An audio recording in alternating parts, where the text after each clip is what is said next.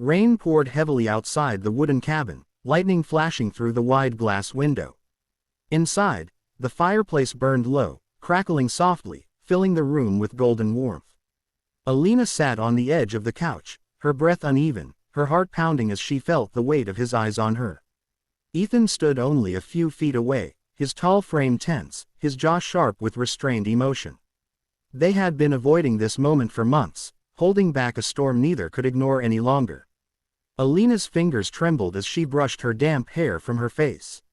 She looked up at him, her eyes vulnerable, carrying both fear and longing. "Touch me there," she whispered, her voice breaking with desire and hesitation.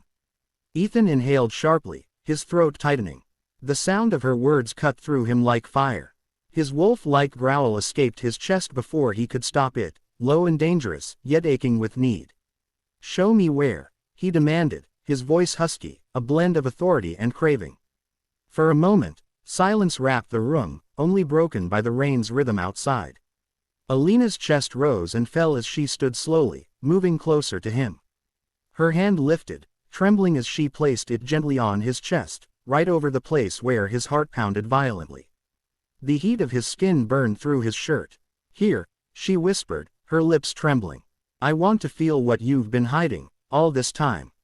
Ethan's eyes darkened, his body tightening under her touch. He leaned down, so close that his breath mingled with hers. "Alina, do you have any idea what you're asking me?" His voice was rough, laced with a dangerous tenderness. Her lips parted, her courage shining through her trembling. "Yes, I've waited too long. I can't stand the distance anymore." The fire crackled louder, as if echoing her confession. Ethan's hand finally moved, cupping her face with a gentleness that betrayed the storm raging inside him. His thumb brushed her cheek, tracing the wetness of a stray tear. "I could hurt you," he whispered, his voice almost breaking.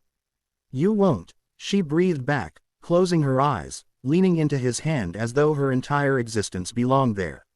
For the first time, he allowed his control to slip. His lips brushed against her forehead, lingering as if tasting her soul before claiming her. She shivered under his touch, her body arching closer, drawn like a moth to the flame. The cabin seemed to dissolve around them. There was no rain, no storm, no fear, only the undeniable pull between them. Ethan tilted her chin up, forcing her eyes to meet his. "Then don't stop me," he growled softly, his mouth hovering dangerously close to hers. And she didn't. Her silence was permission, her trembling body an invitation. When his lips finally captured hers, the kiss was not gentle. It was hungry, desperate, a release of years of unspoken fire. The kiss deepened, wild and consuming. Ethan pulled her against him, one arm circling her waist tightly, as though afraid she would vanish. Alina melted into him, her hands gripping his shirt, feeling the hard lines of his chest beneath her fingers. Her heart raced in rhythm with his, every beat pounding against the silence of the storm outside. He lifted her effortlessly, his strength both terrifying and thrilling, placing her down onto the couch. Hovering over her, his gaze burned into her soul, a mixture of hunger and restraint. He brushed a strand of hair from her flushed face. "You drive me insane," he confessed, his voice trembling with raw intensity. Her lips curved into a faint, trembling smile. "And you've kept me starving," she whispered, pulling him closer, her breath warm against his ear. His growl vibrated through her as he kissed her again, slower this time, tasting every part of her lips, savoring the sweetness he had denied himself for too long.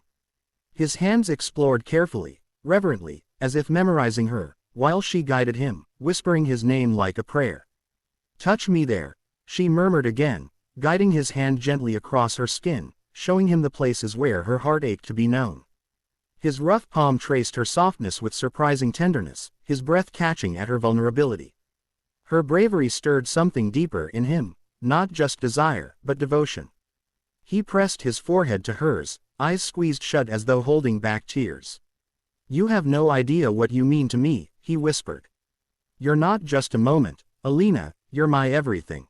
Her heart swelled at his words, tears pooling in her eyes as she cupped his face. "Then prove it," she whispered. And he did. With every kiss, every touch, Ethan poured his soul into her, showing her not only passion but a love fierce enough to burn through the walls they had built.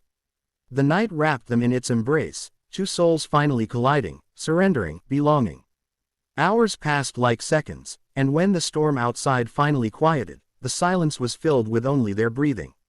Ethan held her close, her head resting against his chest, his arms strong and unyielding around her.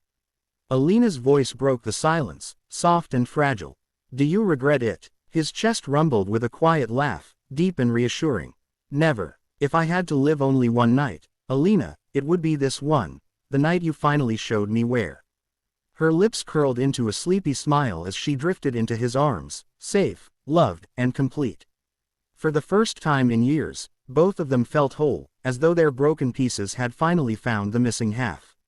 And as the fire dimmed, their hearts burned brighter than ever.